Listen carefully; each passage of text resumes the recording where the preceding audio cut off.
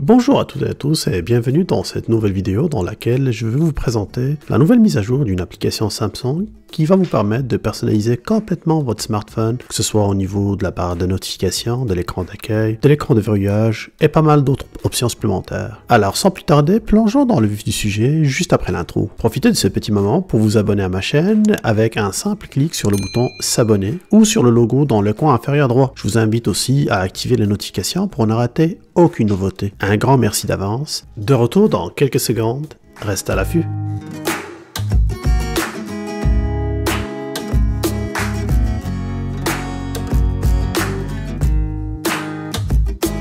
Alors, GoodLock, c'est une application que vous pouvez télécharger directement dans le Galaxy Store de Samsung. Cette application est aussi disponible sur les différents smartphones de la même marque, que ce soit la série A, la série S ou la série Z de Samsung. Comme vous pouvez le constater sur mon ancien Samsung Galaxy S9 Plus, il suffit d'aller sur le Galaxy Store, puis de taper dans la zone de recherche GoodLock. Dans la liste des choix qui va être proposée, sélectionnez tout simplement l'application GoodLock, puis installez-la sur votre smartphone. Quand l'installation sera finalisée, appuyez sur le bouton ouvrir pour lancer l'application et vous allez constater qu'il y a différents modules dans cette application-là que vous devez télécharger individuellement. Il suffit d'appuyer sur le module concerné pour être redirigé directement sur le Samsung Galaxy Store. À noter que l'application n'est pas disponible en français jusqu'à présent, mais elle est très friendly user si vous me permettez l'anglicisme, ce qui signifie tout simplement que vous pouvez l'utiliser d'une facilité qui est déconcertante, puis les résultats sont instantanés. L'interface est très simpliste, chaque module s'occupe de personnaliser une partie de votre smartphone. Commençons par le premier module qui est le Lock Star, ou tout simplement la possibilité de pouvoir personnaliser votre écran de verrouillage. Plusieurs choix de couleurs et plusieurs choix d'images sont proposés, puis je trouve que ce sont des choix qui sont vraiment très intéressants à voir aussi. Et vous pouvez aussi personnaliser l'horloge qui va être affichée sur l'écran de verrouillage. On peut personnaliser sa taille pour l'agrandir ou pour la réduire. On peut choisir aussi différents modèles, que ce soit des modèles numériques ou des modèles analogiques, des modèles qui contiennent aussi la date,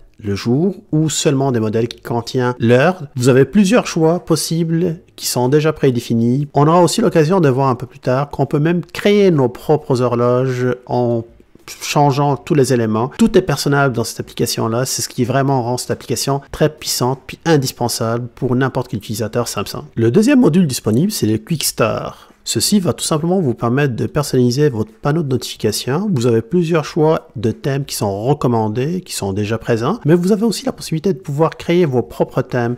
La seule chose qui va vous manquer, c'est d'installer le thème park, puis lui aussi, il est disponible directement sur le Galaxy Store. Dès que vous cliquez dessus, il va vous rediriger, vous pouvez l'installer, puis il est complètement gratuit. Ceci va vous permettre de pouvoir choisir n'importe quel élément pour pouvoir faire votre propre panneau de notification. Vous pouvez sélectionner le papier peint, puis à partir de là, vous allez choisir quelle proportion de ce papier peint que vous voulez garder. Après avoir finalisé cet élément-là, vous pouvez aussi choisir les différentes couleurs qui vont être reliées par rapport à votre thème, les couleurs de fond, les couleurs de nuit et de jour, que ce soit en mode sombre ou en mode normal. Vous pouvez prendre le temps pour explorer les styles de thème, mais je vais continuer en vous montrant qu'on avait aussi l'option de choisir tout ce qui va être visible dans votre barre de notification qui est en haut. Comme vous pouvez le constater sur la barre de notification, par défaut, vous allez avoir l'horloge, puis vous allez avoir plusieurs icônes différentes qui vont être affichées comme les éléments relatifs à la batterie, au réseau, Wi-Fi, etc., etc. Sauf que ces éléments-là aussi sont paramétrables. Vous pouvez les cacher ou vous pouvez les afficher à votre guise, encore une fois. Vous pouvez même changer la position de certains éléments, comme l'horloge par exemple, pour la mettre à gauche, à droite ou tout simplement pour pouvoir la cacher. On peut même ajouter la notion AM, PM pour ceux qui sont beaucoup plus à l'aise avec l'horloge de style 12 heures. Le troisième module, c'est le Clock Face. C'est tout simplement un module qui va vous permettre de pouvoir créer votre propre horloge si jamais vous n'êtes pas satisfait de la liste qui est proposée, que je trouve déjà pas mal exhaustive. C'est très facile à utiliser. Vous avez plusieurs choix qui sont déjà disponibles et vous avez un petit bouton plus en haut sur lequel vous pouvez tout simplement appuyer pour personnaliser votre propre horloge. Puis là, vous constatez que vous avez le choix entre les horloges analogiques, numériques. Vous avez la possibilité de pouvoir paramétrer chaque élément, que ce soit les couleurs des aiguilles, que ce soit même le petit point qui est au centre ou la pin. Vous avez la possibilité de pouvoir choisir est-ce que vous allez avoir une horloge circulaire ou une horloge qui est plus rectangulaire. qu'est-ce qui va être affiché exactement, les couleurs d'affichage, la couleur de fond. La liste est vraiment exhaustive. À la fin, il suffit d'appuyer sur le bouton sauvegarder pour que votre horloge soit sauvegardée dans votre liste. Le quatrième module, je ne vais pas trop m'attarder dessus, c'est le Multistart. Puis lui va vous permettre tout simplement de pouvoir personnaliser l'utilisation multiple des fenêtres sur votre téléphone cellulaire. Je l'utilise pas beaucoup vu que mon écran est plus petit, mais ça peut être intéressant par exemple pour les Galaxy style Z Fold. Ça peut être intéressant parce que l'écran est beaucoup plus grand, ou sur des Galaxy de style Note par exemple. Cinquième module, c'est le Navstar. Puis lui, il vous permettra de paramétrer et de personnaliser les boutons de navigation qui sont en bas. Comme vous constatez sur mon téléphone, moi j'ai 3 petites barres, mais vous avez tout le temps la possibilité de pouvoir les changer pour mettre des boutons à la place. Sauf que le choix qui est proposé par défaut par Samsung, c'est un choix qui est très limité. Avec cette option-là, vous allez avoir beaucoup plus de choix, que ce soit au niveau des couleurs ou au niveau des icônes aussi. Maintenant, je reviens sur le plat de résistance, c'est le Home App. Puis le Home App, je trouve, c'est parmi les éléments qui sont vraiment intéressants parce que vous allez avoir un changement majeur sur la façon avec laquelle vous allez travailler sur votre écran d'accueil. Commençons par la première option qui est proposée, c'est le Home Screen.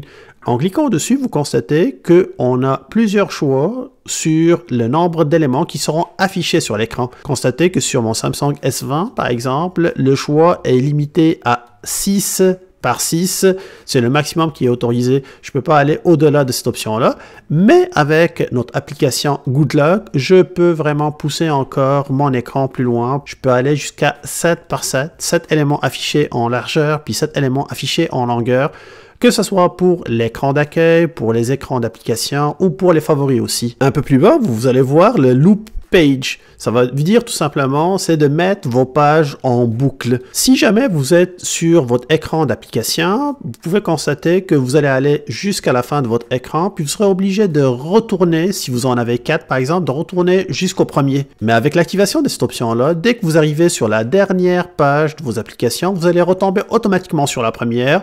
Donc on va être dans une boucle continue. Ça peut être extrêmement intéressant à utiliser. En revenant en arrière, la deuxième option qui est proposée, c'est Folder ou Dossier. Ceci va vous permettre de pouvoir ajouter certaines options supplémentaires comme le fameux pop-up. Pop-up, ça veut dire tout simplement que votre dossier, en rappelant, le dossier, c'est dans lequel vous allez créer ou mettre plusieurs applications en même temps. Comme c'est le cas ici, j'ai un dossier qui s'appelle Google dans lequel j'ai plusieurs applications. Et en activant le pop-up, au lieu que le dossier soit affiché sur l'écran complet, il va sortir sous forme d'une petite fenêtre. La deuxième option dans Folder va permettre au système de vous suggérer des titres selon le contenu des applications qui sont à l'intérieur. Puis la troisième option va vous permettre tout simplement de choisir le nombre d'éléments que seront dans ce répertoire-là. Pour revenir un peu plus en arrière, je vais m'attarder sur le dernier élément qui est le Task Changer. Puis ça va vous permettre de tout simplement avoir un changement majeur sur la façon avec laquelle vous allez afficher l'ensemble des applications qui sont lancées dans votre système. Pour rappel, dès que vous revenez sur les applications qui sont affichées, par défaut, ça ressemble à ça sur votre système. Ils vont être affichés côte à côte, puis vous pouvez naviguer. Cependant, avec cette option-là, on a la possibilité de pouvoir ajouter un meilleur effet visuel. Comme vous pouvez le constater, j'ai la possibilité de le mettre sous forme de liste, sous forme de grille ou de grid. Ceci va nous permettre aussi de pouvoir changer la façon avec laquelle ils sont affichés.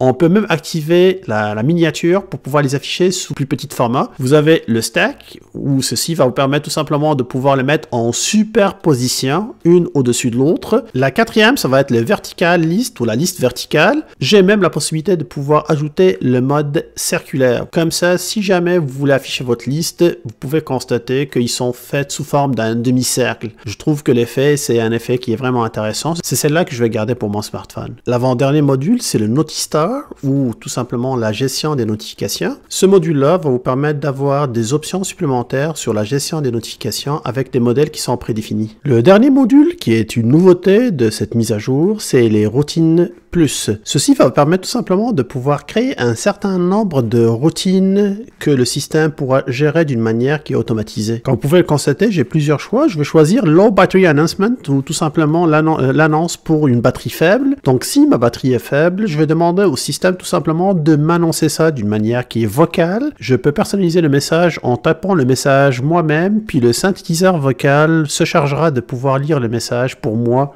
quand je vais atteindre un seuil de 10%. Ce seuil d'ailleurs est complètement paramétrable. Ce que je trouve très intéressant, c'est que le synthétiseur va utiliser la langue de votre téléphone cellulaire. Dans ce qu'il fait, il prend en considération le français d'une manière qui est parfaite, quand vous pouvez le constater avec cette démonstration. C'est l'heure de la charge. Vous pouvez même choisir entre une vitesse d'élocution qui est lente ou rapide, ou choisir entre un temps élevé et un temps faible. Deuxième exemple d'utilisation des routines, la possibilité de pouvoir lancer un site web avec une simple empreinte. On peut même créer nos propres macros qui vont permettre de pouvoir personnaliser le lancement d'une application si certaines conditions sont applicables. Voilà, je viens de faire le tour complet de l'application Goodlock. J'espère que vous avez apprécié ce petit tour d'horizon, puis que vous avez découvert avec moi les nouveautés de cette nouvelle application, puis qu'est-ce que ça peut rapporter en termes de personnalisation par rapport à votre téléphone cellulaire Samsung. Si vous avez apprécié cette vidéo, n'hésitez pas de cliquer sur le pouce bleu pour liker, abonnez-vous à ma chaîne et activez les notifications. Laissez-moi aussi un commentaire et dites-moi c'est quelle option parmi les options que je viens de vous présenter que vous avez apprécié le plus. Ceci conclut ma vidéo, je vous souhaite une excellente journée, on se retrouve très bientôt dans une autre vidéo. À plus.